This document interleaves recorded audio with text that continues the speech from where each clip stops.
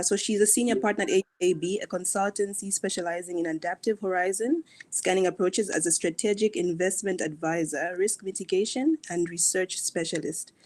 Fay has supported companies in their operations in Africa, conducting extensive research across the continent and providing strategic advice to assist clients in their decision-making, including work on private sector growth in energy, construction, financial services, FMCG, and retail, manufacturing, agribusiness, and digital financial services. Fay has directed research and consulting assignments for a broad range of clients, including the World Bank, UN agencies, international NGOs, and foreign governments. She has significant experience of advising clients on growth strategies, due diligence, investment decision-making, operations, marketing, and risk mitigation in sub-Saharan Africa. She holds a master's in international development studies and a bachelor's honors degree in economics.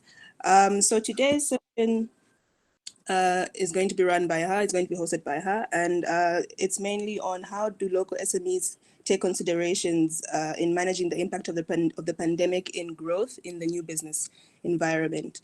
And so if you have any questions regarding today's session, please post them in the chat on the right-hand side of your screen. You'll be able to see a little chat box on the middle, and you can post your questions there, and I'll be able to share them with Fay and ask them on the same platform. For now, I would like to invite Fay to present today's session. Thank you. Thank you. Thank you so much. And thank you to everyone at Bongo Hive for providing this platform that I can jump on today. As you just heard, I actually am a consultant. So I work for a consultant and we call ourselves UAB. And what we do, we use what we call adaptive horizon scanning approaches, which I'll explain a little bit more in a little moment.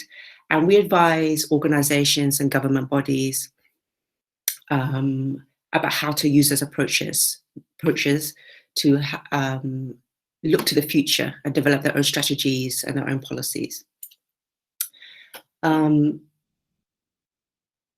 My background primarily actually is market research, as Malika has just mentioned, across different sections. But before that, and also now, I am an entrepreneur. So I've co-founded SMEs across Africa, and I still have interests in Zambia. So like so many people at this moment, I'm trying to mitigate the impact of COVID-19 on these businesses that I have interest in. So I really think it's a really great opportunity that we have, that Bongo Hive have facilitated, that we can share knowledge and support each other at this time. Okay, I'm going to pop up the presentation.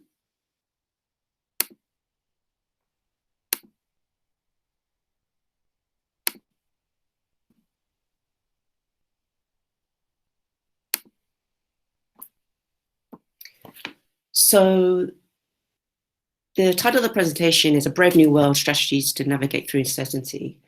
As I've just mentioned, I'm an SME co-founder, and this is a particularly uncertain time for us all. I found this quote, not everything that is faced can be changed, but nothing that can be changed until it's faced. And that's by James Baldwin. And I thought that quote was quite apt right now because everything has changed.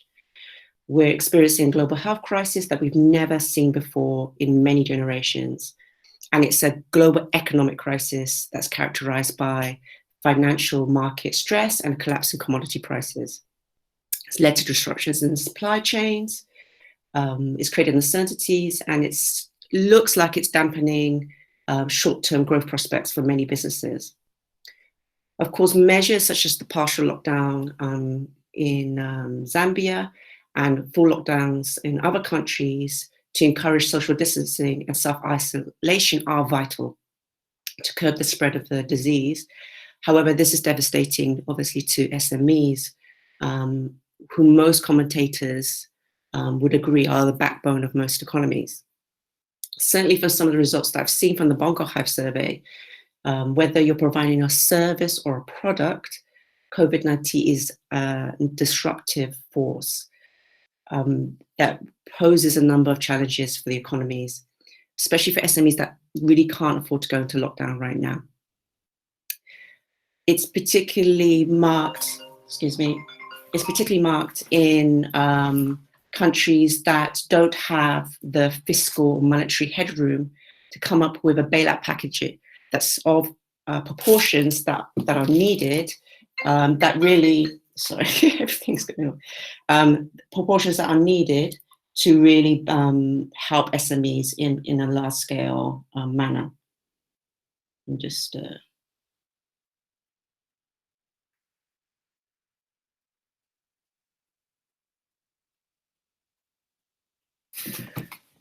sorry, in a large scale manner.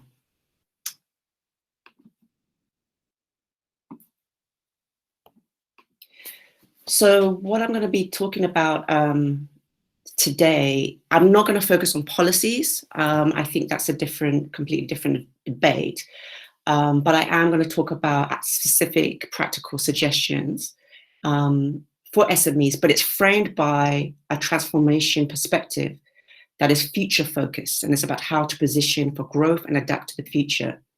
And to do this, I'm going to explain the concept of horizon scanning that underpins my analysis and the impact of COVID-19 and the potential responses for the challenges it poses. So at UAP, we believe in making the unknown known. We use horizon scanning to identify what the long-term issues and challenges are shaping the future development of strategies and policy areas. We explore the implications for businesses and the organization development. So what it does is provides a set of research and modeling tools that organizations and business leaders and entrepreneurs can use to support their development of strategies and policies designed to be resilient to a range of possible outcomes. Our approach, so horizon scanning is a systematic process for capturing and monitoring change. It identifies issues, and it's kind of like an early warning of how trends and developments might lead to changes in behavior and create new challenges in the marketplace. Horizon scanning is an important tool that users can develop and understand the key drivers of change. In the case of COVID-19, and how it might develop in the future, how it might create new opportunities for consumers and businesses. For example, like the use of online tools. I know, obviously we're on this conference on Google, but there are other users. I believe Zoom was mentioned in the media recently. The source of it is quite controversial, I know. But also, at-home apps, exercise apps, those kinds of things. And obviously, in particular, the focus on healthcare provision and innovation around that. For policymakers, horizon scanning is a key tool in anticipating future behavior and developing future interventions in response. And that might take the form of fiscal and monetary instruments.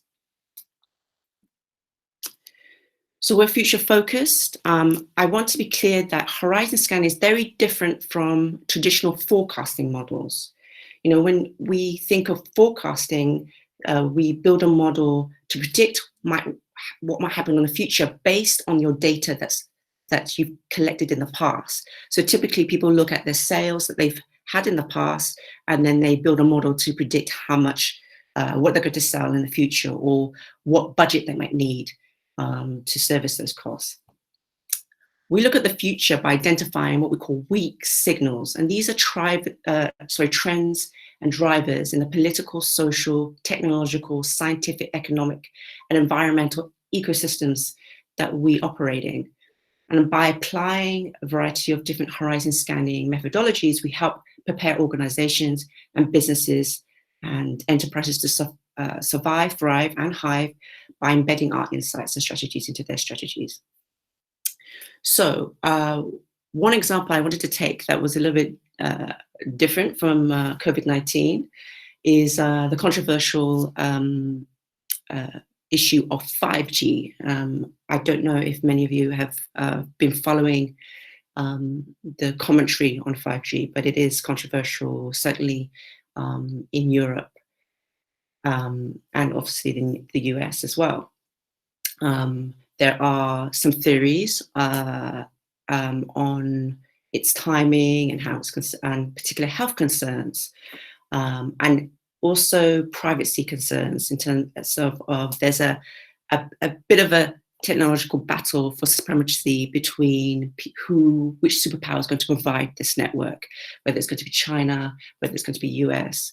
And I'm not here to push any particular agenda at all. If you do want more information on that particular debate, you can email me. I'll give you my email details and contact me, and I can send you some more resources on that. But when I first heard about 5G, I was a little bit skeptical. Like, my internet is fast enough at the moment. Why do we need it? Why is there need to focus on it? And why is it quite an important development? Now, I'm going to be showing my age a little bit, but what we often find is there are certain events that push transformation. So 5G, or G, is just the generation that refers to technology around the speed of the internet or the Wi-Fi, the capacity it has to process the data.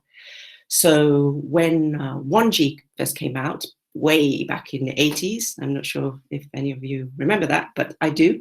And, at that time, 1G, we were able to make mobile phones, and the phones were as big as our arm, but we could do that. And then along came 2G, and we were able to do a little more data transfer. Our phones became smaller, the devices started to change, and we can text. 3G comes out, we see a proliferation of gaming devices, and streaming starts to really grow. 4G increases it further. We all have apps. Our phones become a lot more sophisticated, become more centralized rather, and we have a range of devices that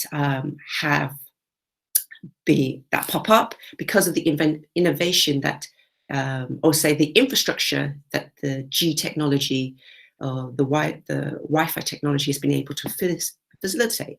So 5G will come, and that will speed up things further, and that will then drive new developments across a whole number of different markets.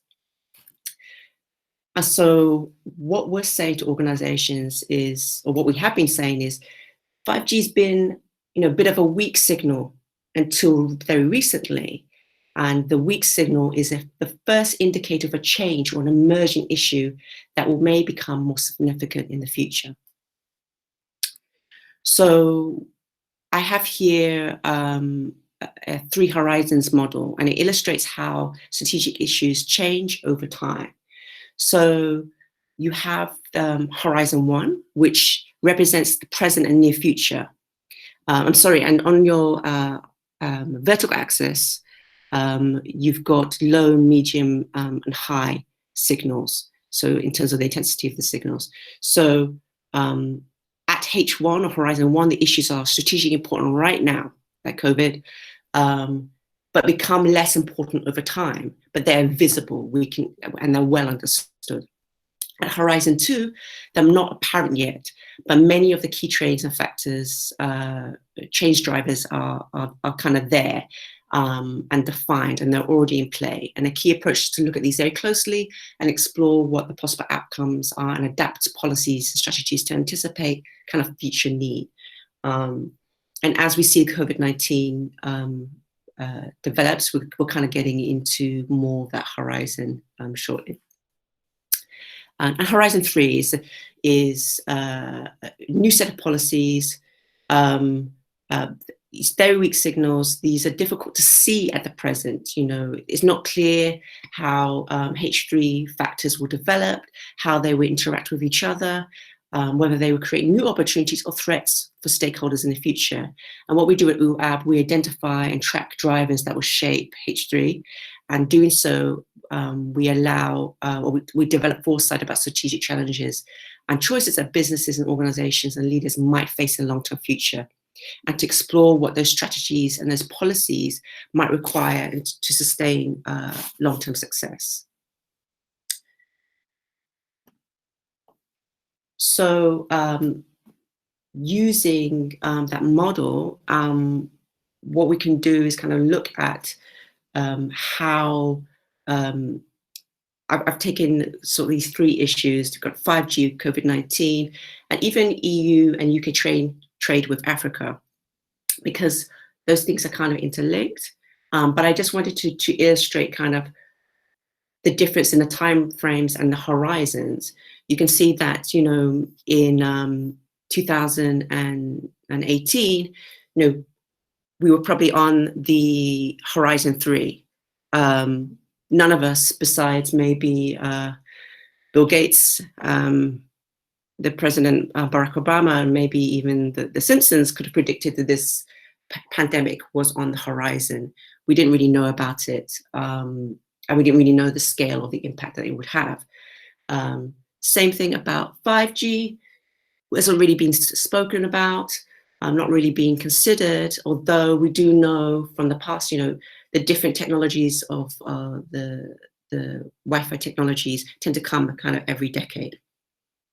And then if you've got EU and UK trade with Africa, obviously you have what was happening with Brexit this side, but certainly I think the attention of trade with other regions was kind of on the back burner.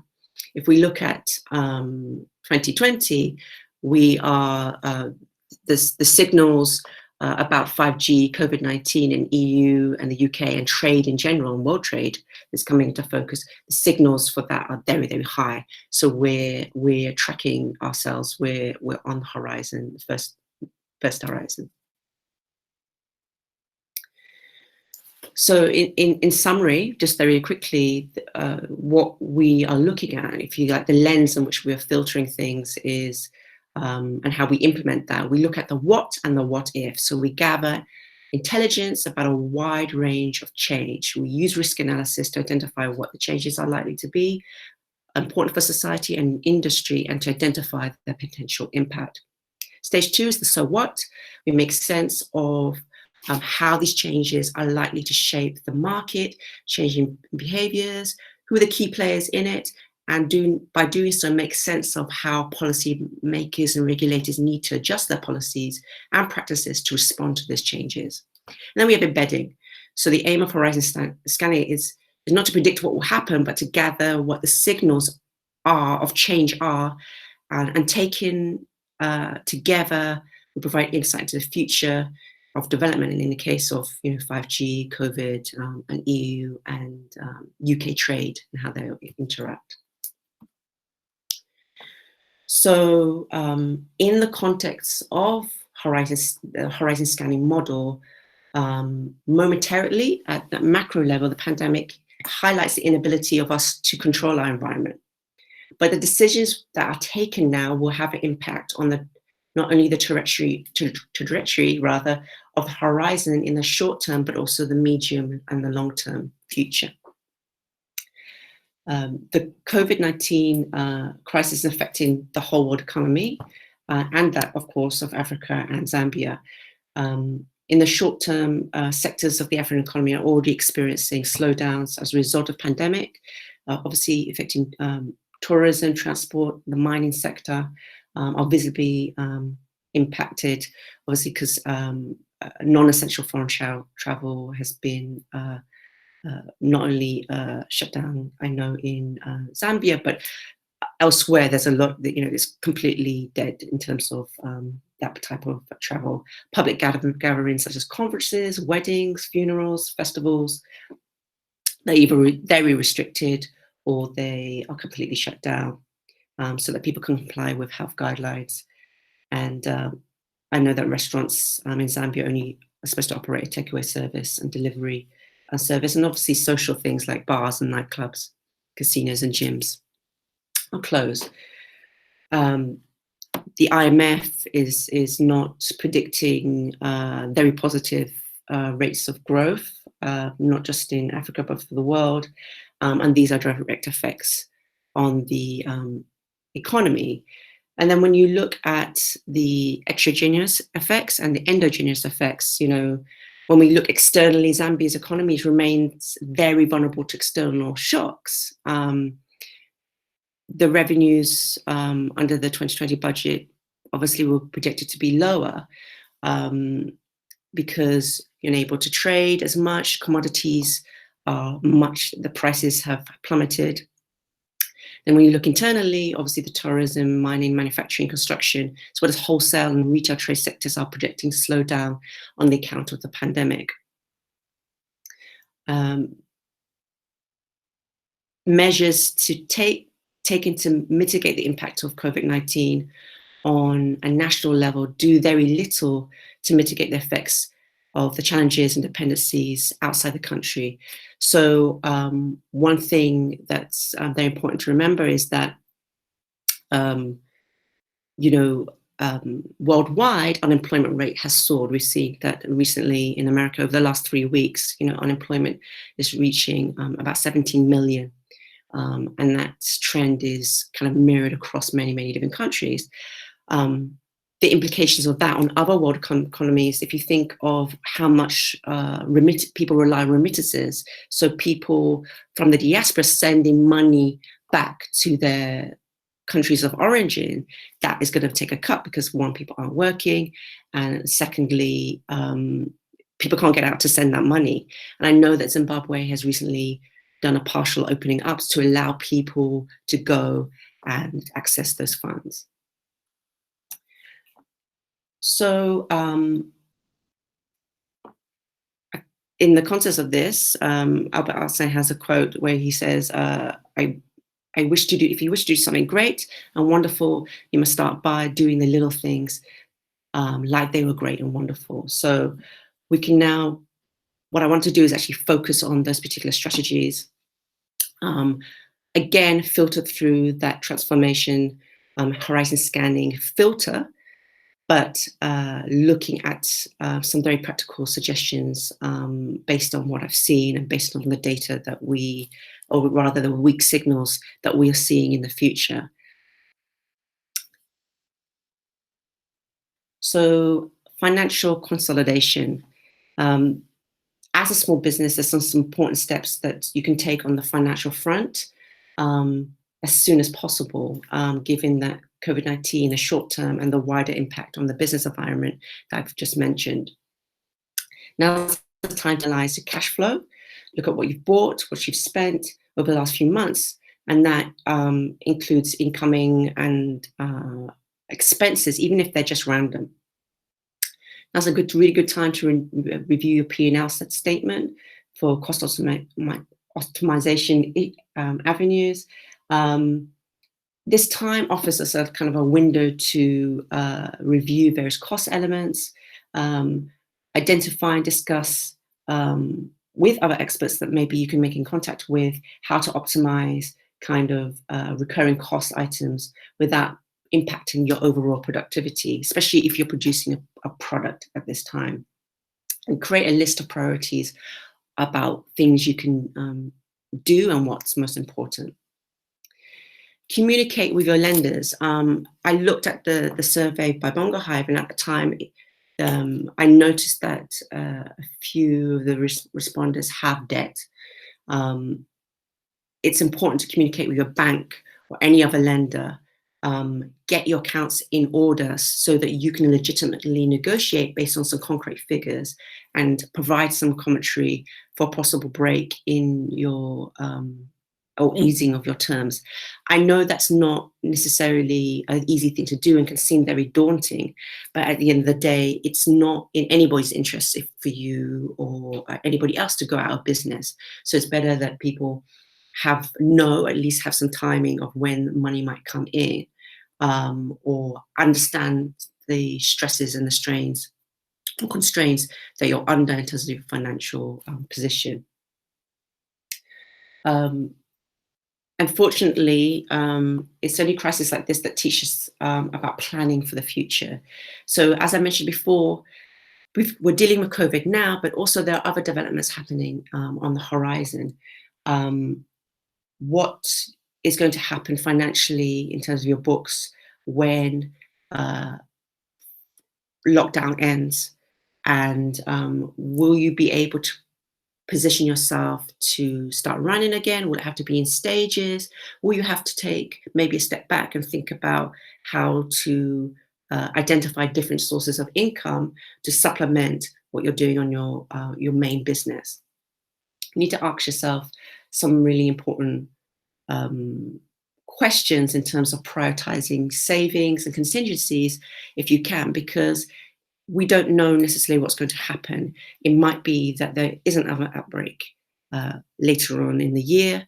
What are you going to do? How are you going to adjust financially if there is another lockdown or there is a stop in people's businesses? Consider new revenue sources, as I mentioned, diversifying your business. Document everything. I think that there's a lot of learning that we can take at this time, as well, so that you can think about maybe some of the challenges and maybe the mistakes that you might have made early on and not repeat them again in the future. And you can look back and kind of see the journey in which you've gone on. And again, it was always good to have documentation if you need to speak to in the future an investor, so they can see how you responded, and they can clearly see evidence of you making yourself sustainable. You've got operations, research, development, product or service improvements. So if things are slow now, this is an ideal time to tackle those projects that you've been putting off. I know that in our businesses, there's always these things that we never really get around to develop and really consider if they're viable. So now's the time to do it, rather than focus maybe particularly on the never-ending kind of negative news reports that are covering what's happening to us now. Now's the time to kind of improve products, improve services, and find efficiencies if you can. If you can, take advantage of conducting training in your company, getting yourself trained as a leader in your particular area. Think about ways in which you can improve your business. If you are weak on social media marketing, or accounting or budgeting or IT or whatever niche or category that your business is in, now's the time to get into it. And also get your team into doing the same, if you have one. Reduce meetings and travels. Okay, that's a given. But try to keep opportunities for exposure, in particular to this virus, to a minimum. Postpone any team meetings, hold them virtually. And also, if you have employees, give them flexibility. As the country moves possibly to a total lockdown, depending on how things develop, you'll need to be flexible with your team if they have to leave unexpectedly. Try to be as understanding as possible if something comes up. And really important, have a contingency in place in case you become suddenly short-staffed. And also, if you have employees, make sure they're assured of being protected. You want to retain the key people in your business to drive your business forward. And in the end, it's the people that make every business successful. So focus on your people. Although we're all worried about the bottom line, it's not also about cutting costs and payroll.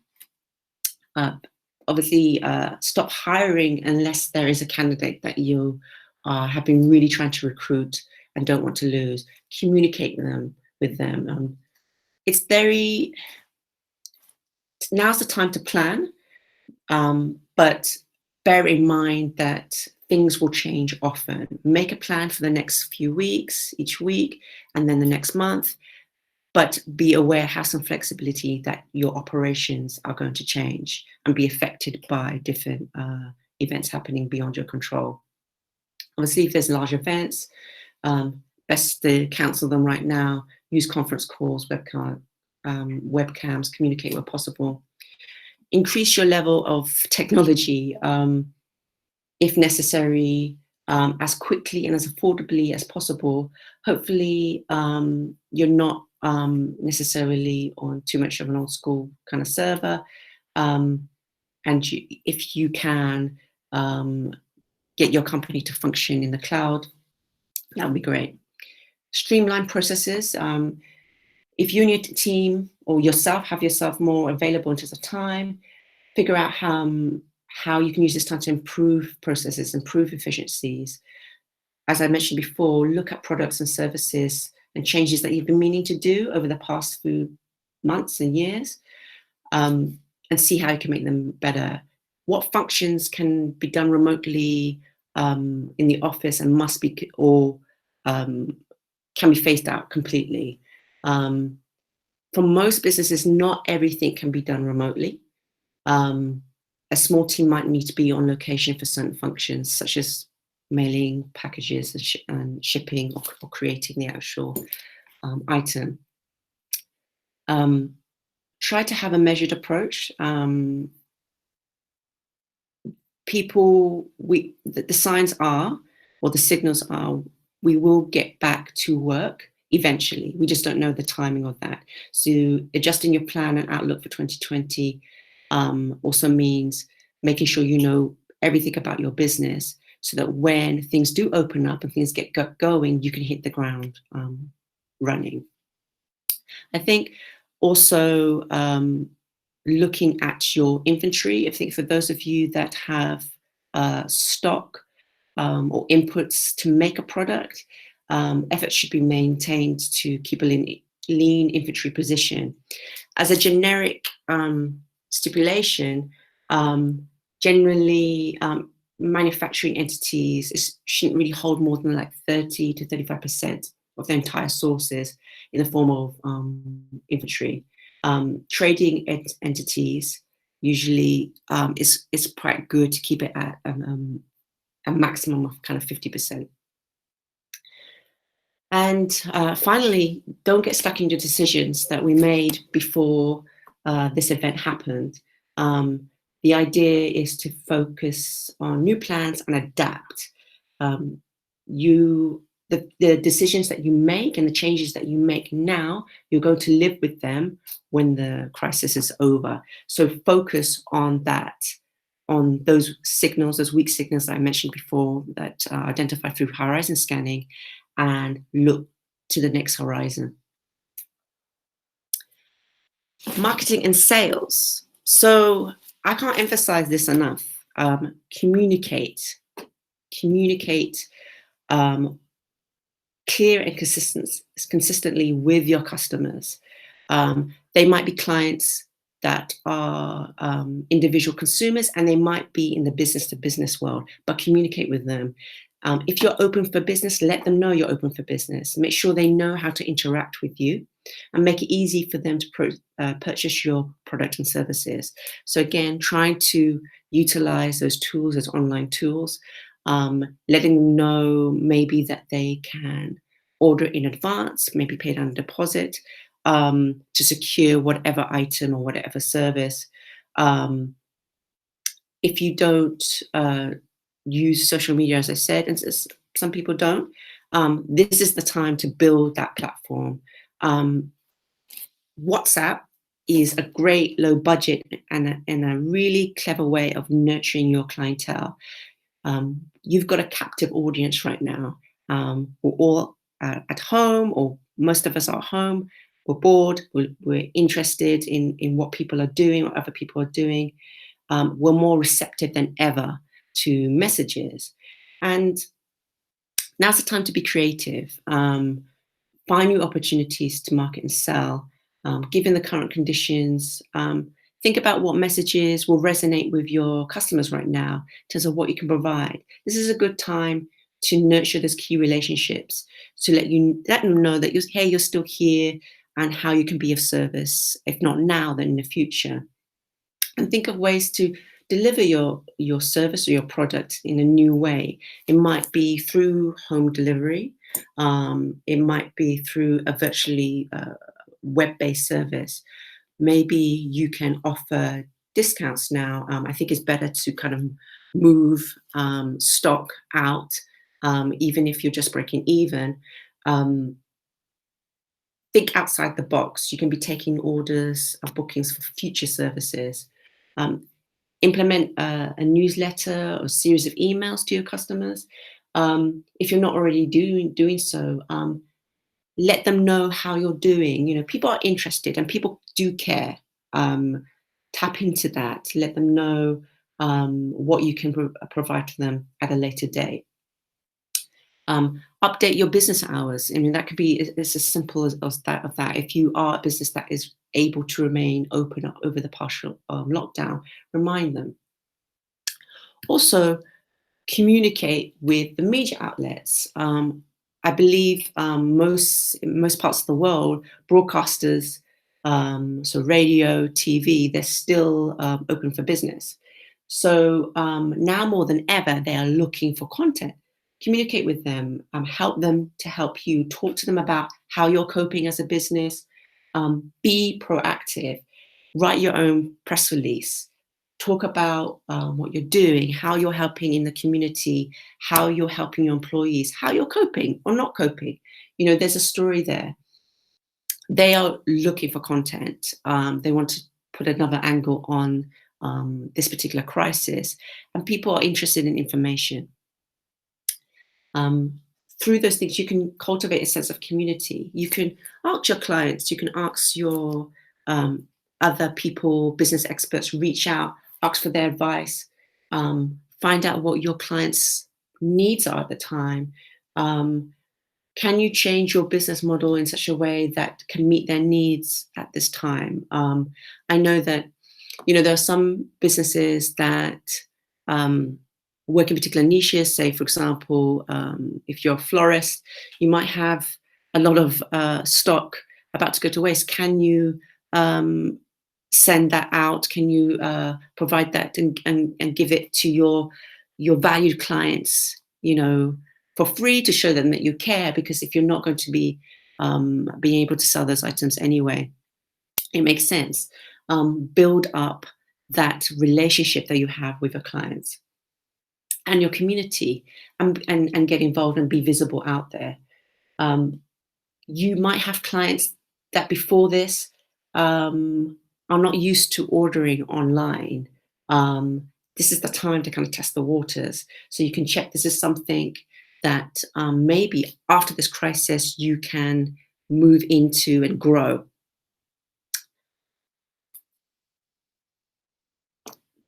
The other suggestion I wanted to talk about was actually industrial cluster communities. And what these are, there are groups of specialized companies, they're often SMEs and other related actors who cooperate closely. Now, I think that I've seen this in South Africa and even Zambia, in some of the areas I've worked in terms of the textile industry. There's been a lot of cooperation in terms of the supply chain there. But by joining forces, SMEs you can react faster, you can become more innovative, you can create more jobs and even register together international trademarks and patents. And the objective is to innovate. So the idea is to bring new products quickly into the market and to shake up production and processes it in record time and to share information. So it encourages communication between large companies and SMEs, universities and other research centers, you know, hubs like Bongo Hive, and public authorities. These clusters are very good at detecting market shortages, facilitating interactions, and can even increase the production at this time of medical supplies, which we've seen. It's a very important, I think, ecosystem for SMEs, in particular in difficult times, but also when you're thinking about, as I mentioned, those weak signals in the future that I spoke about that we can identify through horizon and scanning. Now's a really good time to reach out. and form those ecosystems, because most businesses, whether they're big or small, are in the same position now, and everybody's trying to work out how we can pivot, how can we position ourselves, how can we work in a more efficient way. And I've seen that people are more open to sharing ideas, even with companies that were traditionally their competitors. You can reach out to them and find out what they're doing. Are there other things that you can collaborate on? I think at this time, as SMEs, alone is not really the way forward. If we kind of work together, if we attach ourselves, we insert ourselves to certain supply chains, we're going to be stronger and have a much more of a bigger say in terms of maybe the direction we're able to lobby and cluster together in terms of communities for our advantage. One example, again, in relation to the COVID crisis, is that what we've seen in Europe is many universities, manufacturers, designers have come together to work out how to create ventilators, to create PPP, so the protective clothing. I know that in Europe, they got together a cluster of people who had 3D printers, and they started to produce all the different plastics that you need for protective clothing. Certainly those things can be applied, and those relationships that you build up during this time, you can carry them forward and stand you in very good stead.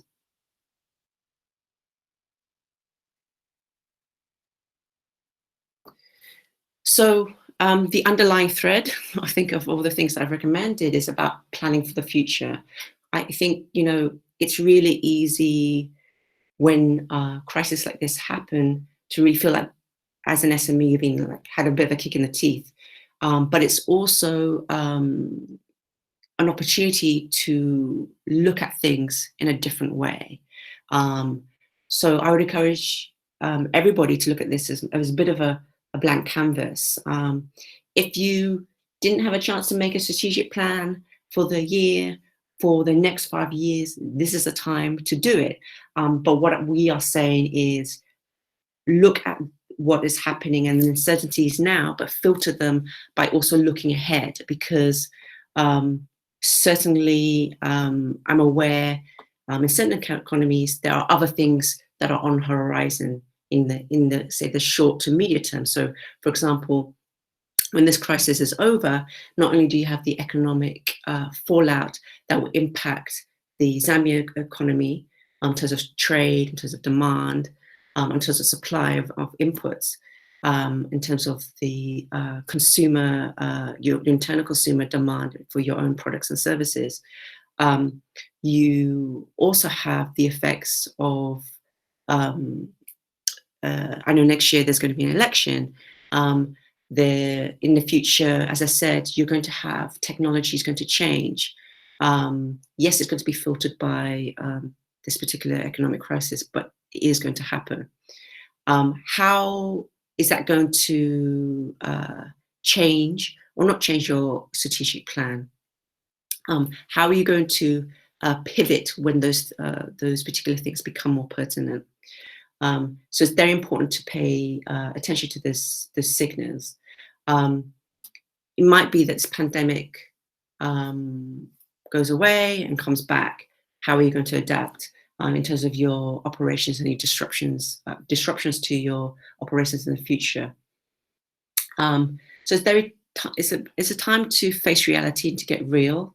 I do know, again, in the short term, or in the recent past, I know that the kwacha has depreciated quite a bit, and it's probably worth, and also inflation, you have to expect that it's going to arise. How are those things are going to impact you in the future? Yes, there will be positives as the market increases. There's going to be a lot of high activity initially when things open up, but there also you have to expect there's going to be a dip. So that being said, I'd like to thank you for listening to me. And when you are ready, if you have any questions, you can let me know. Also, if there are any resources that you, or any further information that you want on any of the things that I've mentioned today, you can contact me at the email that address I've shown there. We have a number of resources on this. Sorry? We've got a number of resources available, and I'm happy to share them with anybody who wants them. Thank you so much, Fay, for that. Everyone can agree that and very, very clear. It's just very, very interesting that regarding the 5G network and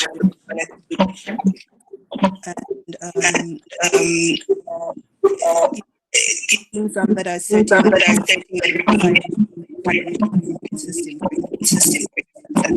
something to be interested. But then I would also like to still invite everyone else who's got questions for Fay, that you can still post them in the chat on the right-hand side of your screen.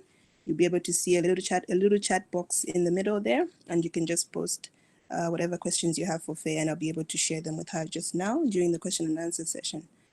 Yeah, but otherwise, thank you so much, Fay. We'll just give it a few minutes to see if there's anybody who's got questions. Yeah.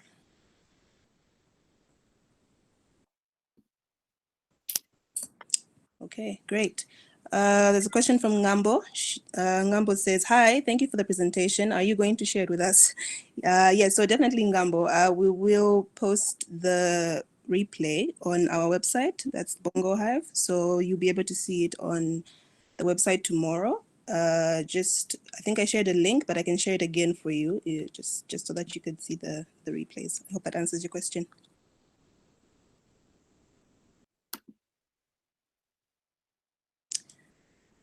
Okay, Daniel, what do you think about globalization in terms of developing countries and technology ownership? So can you just repeat the question? You cut out there. Sorry. All right. What do you think about globalization in terms of developing countries and technology ownership? Well,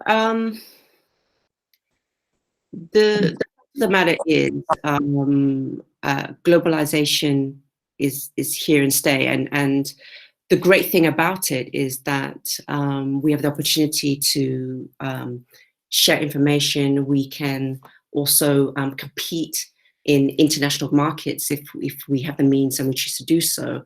In terms of technology and ownership, it's a very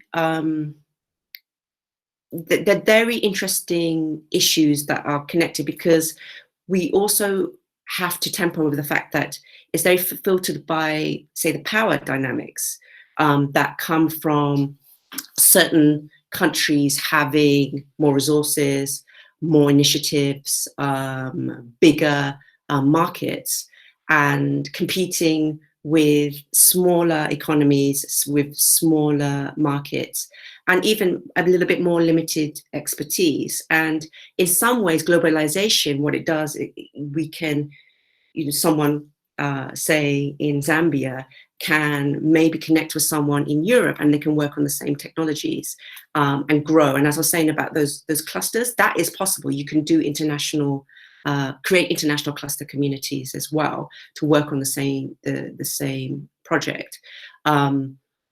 Then as a group, you would have ownership of that. Where you have technologies, actually 5G is a good example of the competition for ownership of the technology. At the moment, there is certainly the narrative coming out of the US is that it's been, they are the way the narrative is coming out is that they view it as a space race. They view it as the next space race. They believe that they need to be the ones, or the countries, to own the 5G technology and to have the rollout, because there's a lot of concerns that if that technology comes from another superpower such as China, that the balance of power is going to shift. And that has important implications for the rest of us in between, because if, for example, Zambia decides to upgrade its technology and wants to go to 5G, who's going to provide the technology? Is that going to come from Zambia, or do they let a Chinese company do it, or do they let an American company do it? What does that have an effect on the relations between America and China? So there are very different power dynamics that come into play. And I think globalization has been great, as I said, in terms of opening opportunities for people to develop new technologies, to own that technologies and drive it forward. But it's always tempered by the other side of globalization, is because everybody has a vested interest now in every single country out there. I don't know if that answers your question. I think it was clear. Okay. Another question from Elizabeth. Thank you for the lesson today. How can I effectively use the internet for a startup business? Well, I would ask first what type of business you want to start up. I think, you know, the options are endless, really. You can provide a particular service. You can look at a particular niche. It really just depends. You may have a product that you might want to sell through there. You can use it to market.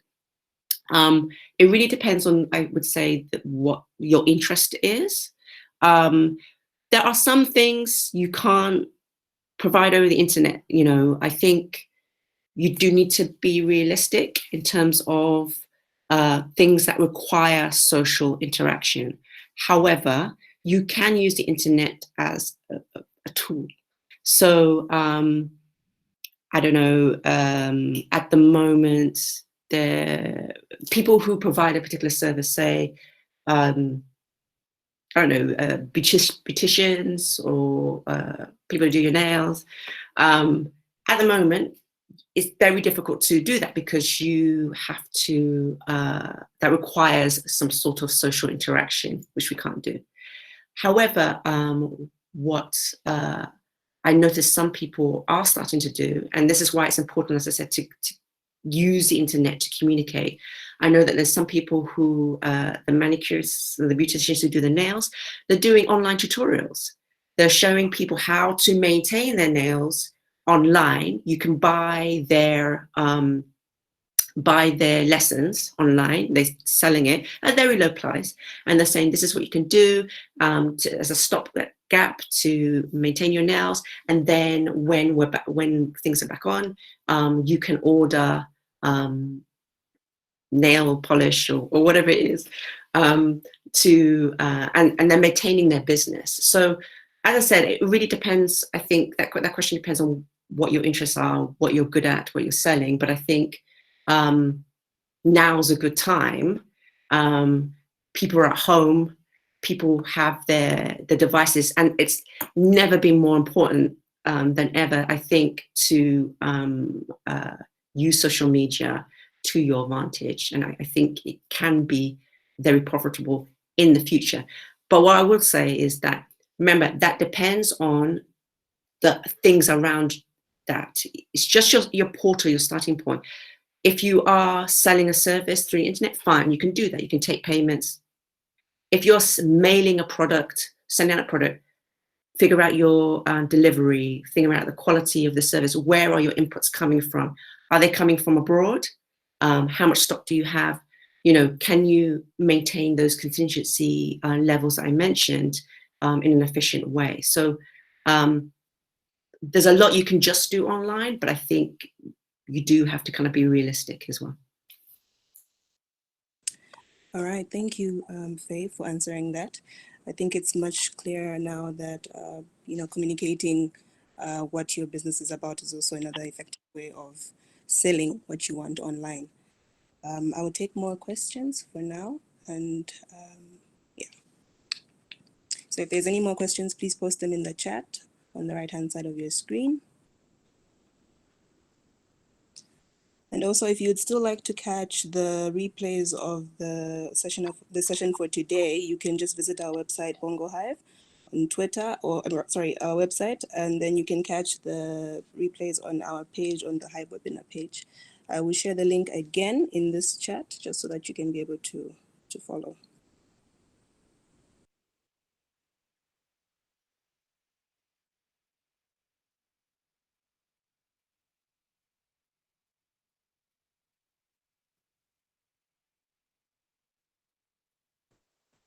Hi, Gloria. Yes, you can. Everything is on the website. I will just share the link just now so that you can see the sessions also for last week.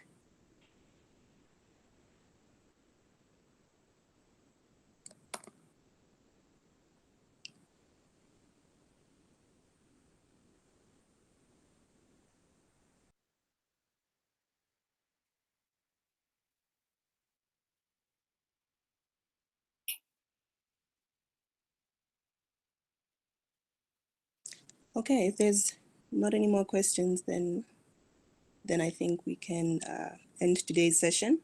Thank you again, Faye, for that wonderful presentation on the strategies to navigate through uncertainty. I can say that I have actually learned something, and I hope everybody else has also been able to grasp something from this.